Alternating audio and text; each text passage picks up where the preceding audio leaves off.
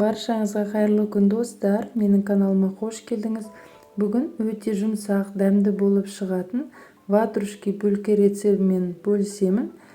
Осы рецептпен жасап көріңіз, сізге ұнайды деген ойдамын.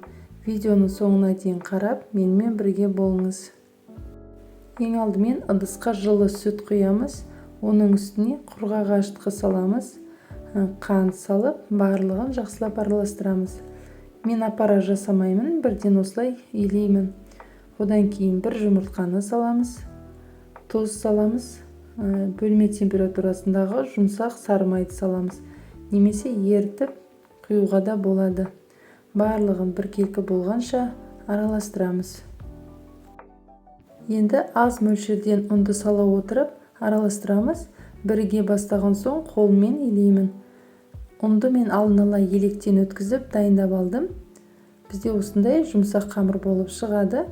Үстелдің үстіне 3-4 минуттай жақсылап илеп алдым.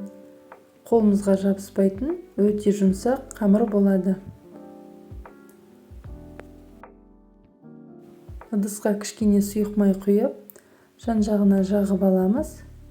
Одан кейін қамырды салып, бетін жауып, жылы жерге көтерілу үшін 1 сағатқа қалдырамыз.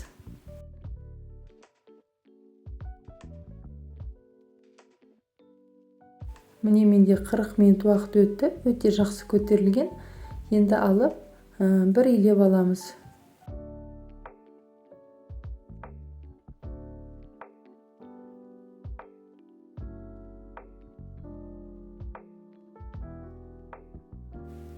Енді бірнеше бөліктерге бөлеміз. Мен 10 бөлікке бөлдім. Одан кейін дөңгелеп шарик жасаймыз. Противенге пергамент қағазын төсеп, күлшелерімізді қойып шығамыз. Барлығын осылай жасап аламыз. Одан кейін сүлгімен бетін жауып, осы үстелдің үстінде тағы да кішкене көтерілу үшін 15 минутқа қалдырамыз. Міне 15 минуттан кейін тағы да көтерілген. Енді 3 күлшені алып тастаймын, себебі пісу барысында қатты жабысып қалады. Сондықтан да осылай 6 данасын бөліп пісірдім. Егер сізде противен үлкен болса, бәрін бірден пісірсеңіз болады. Одан кейін осылай стақанның көмегімен ортасын ойық етіп жасап аламын. Енді жұмыртқаның бір тал сарысын алып, оның үстіне біраз қасық сүт құйып жақсылап араластырамын.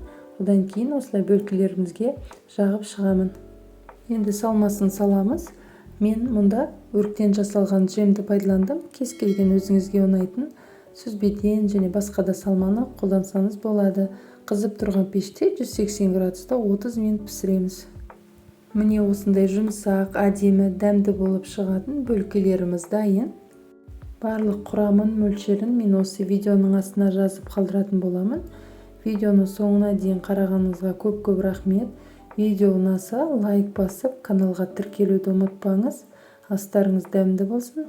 Қош сау болыңыздар.